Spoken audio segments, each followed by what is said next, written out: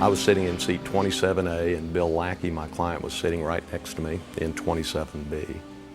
And fairly nice flight all the way to Dallas, and when we actually approached the DFW airport, we were made aware that there was a storm there, and we actually, with other planes, started in a rotation, and we had to wait our time to land.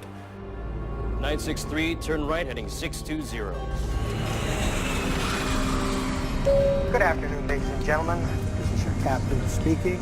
It seemed like just out of the blue, all of a sudden, our flight and our captain decided he was going to go ahead and land the plane.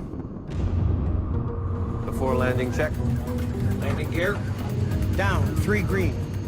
As he directed the plane to runway 17L, there was an enormous wall cloud that quickly developed in the storm. We're gonna lose it all of a sudden.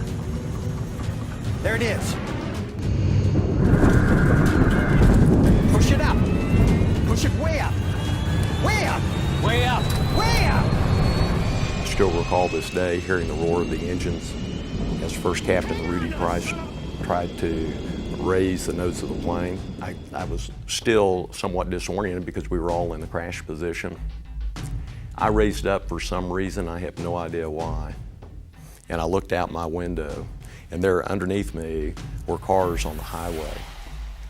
And I still recall looking in those cars as they passed underneath, were getting ready to pass underneath the plane. I could see the whites in their eyes and the horror on their face. What I didn't know is that engine just to my left had just sheared a car in two, and we claimed our first fatality.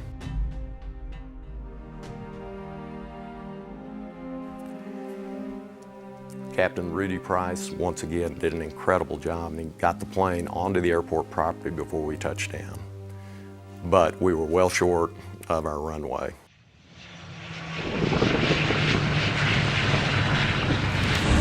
He's gonna crash. Nothing go around.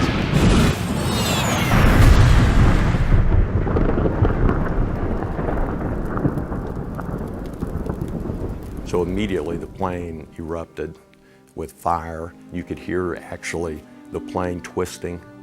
All I remember is a very loud explosion. Next thing I knew, I was laying face down on the runway, still strapped in my seat, right next to my client, Bill Lackey.